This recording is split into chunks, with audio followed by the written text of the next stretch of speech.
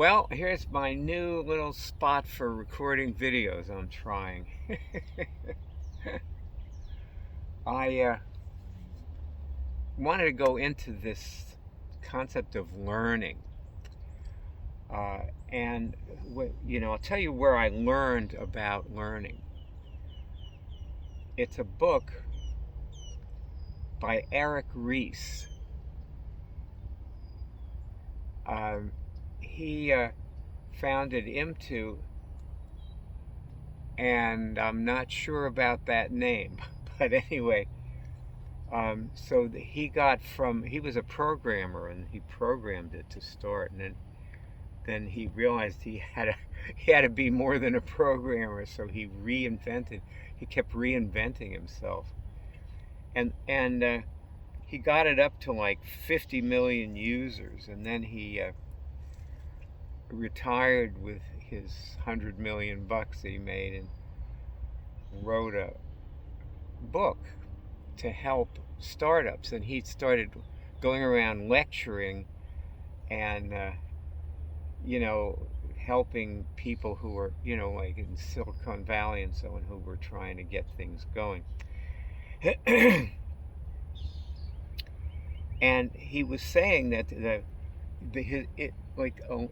in a large part his work was a response to the kind of thing people say when they, like in trading, in stock trading, people say, well, we lost a bunch of money, but we learned a lot. And what he figured out was how to convert learning into a metric so that you can measure it. Because if you believe that your last startup failed, but you learned a lot, you're probably going to fail in your next startup and learn a lot. So startups have to be like, you have to, whatever you do has to turn into a decision, or it's not learned. That was the key concept in his book. And so, with stock trading, the thing that you learn has to turn into a decision that is in force,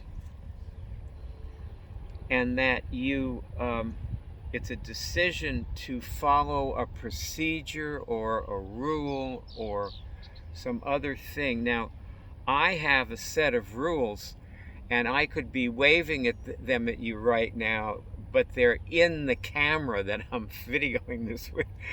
so I'll have to wait. But a lot of my rules are not written down because they're so completely ingrained. Like, one of them is, it is better to have a stop-loss order than not to have one. Therefore, I will always have one. So it's a decision.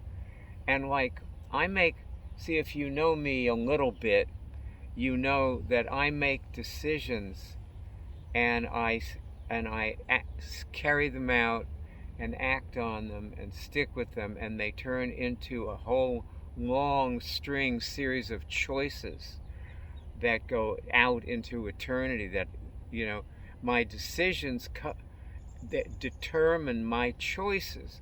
My choices are determined by my decisions. And so, if I'm going to go in this or that direction, like, for example, one thing that I was talking about recently with some of my colleagues was this movie I was recommending called Nine Perfect Strangers. And one of them watched it, and so I was thinking, okay, has watching that movie set a direction? You see, when I saw that movie, I realized that I did that kind of therapy.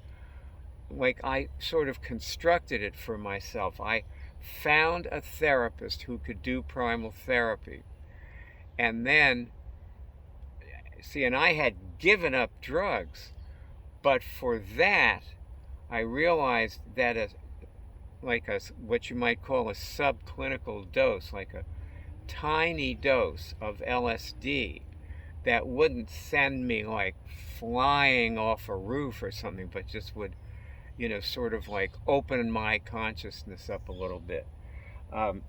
And I knew a lot about dosing LSD because I had been an LSD addict previously.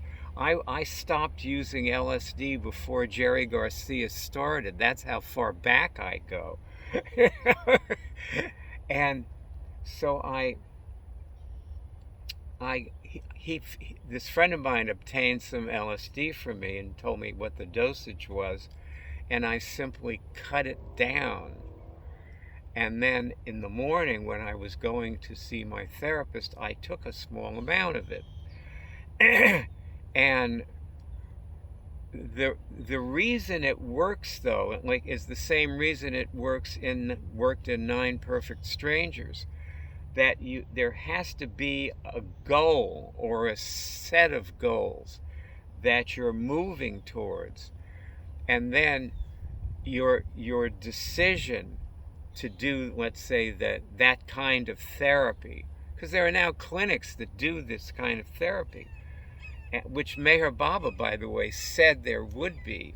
He was very anti-drug, and when he wrote about drugs, to like warn people off, because a lot of the people in the in the drug movement were also interested in Meher Baba. That was his era, and he was saying that doctors will be able to use those drugs for the benefit of clients.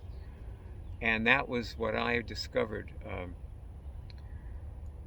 when I watched that movie, and I realized that this was happening. I didn't really know that this was going on until I saw that movie. Funny thing, because it's been happening for years and years. But I'm just sort of out of touch with the therapy mainstream these days, I'm now in touch with the trading mainstream. Anyway, so the thing about, like, what he was talking about, Reese was talking in his book, was that you learn and then you pivot. And so the learning isn't measurable unless it leads to a pivot. And the number of pivots is the measurement of the learning. And so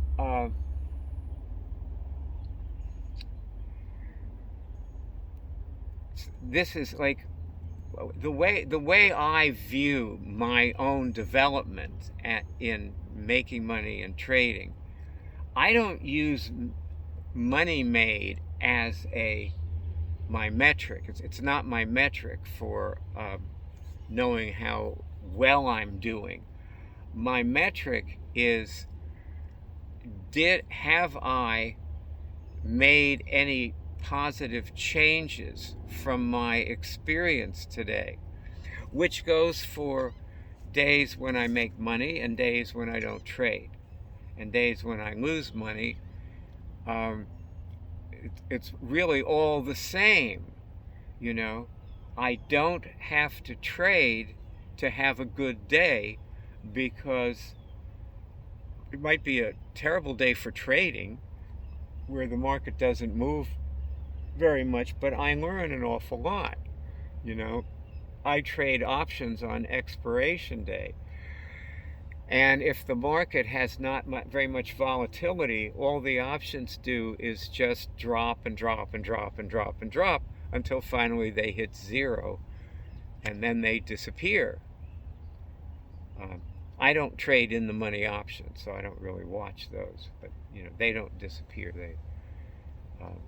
They close at whatever the price was at closing.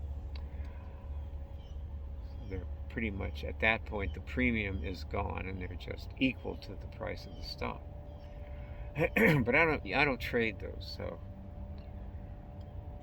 anyway, see right there, when I said I don't trade those, That's a decision that I made not to trade in the money options, which then led to a whole series of choices, like about which options I select to put on my watch list, for example.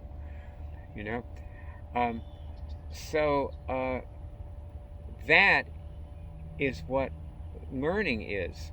In trading, learning is the implementation of observations. It's not, and it's not abstract. It isn't, oh, now I know that, you know. It doesn't lead to knowledge. It leads to procedures. And knowledge is, yes, a byproduct of that. But also in trading, there's a huge amount of enlightenment that has to go into trading. It's necessary in trading to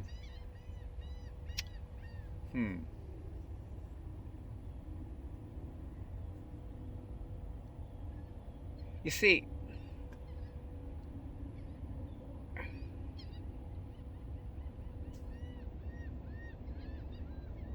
there's something that a trader said that I'm just recalling, where he said,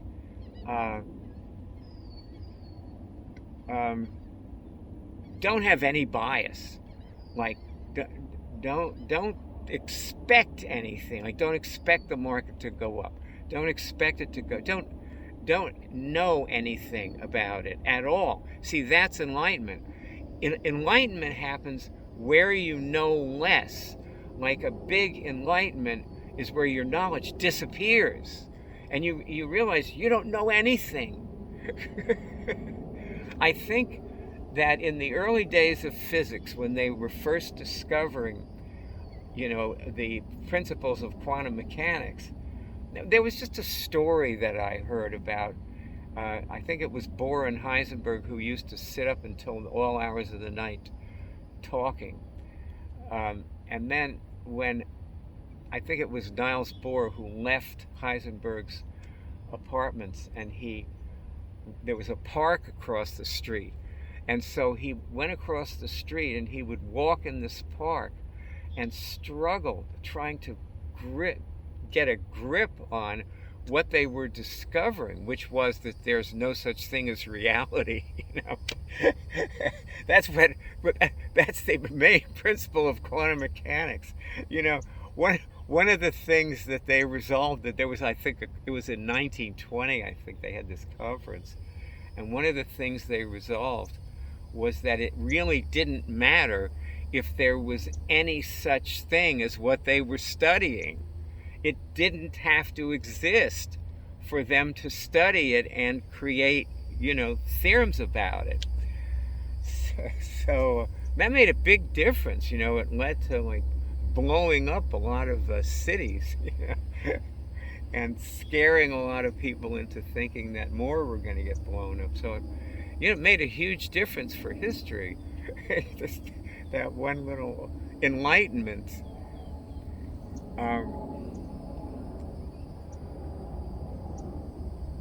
So this then is what learning is about with trading.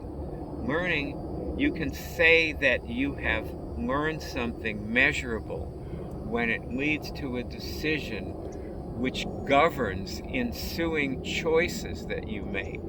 And in stock trading, your choices have to be tightly governed. So there was another trader who put that particular idea this way. He said that trading is boring.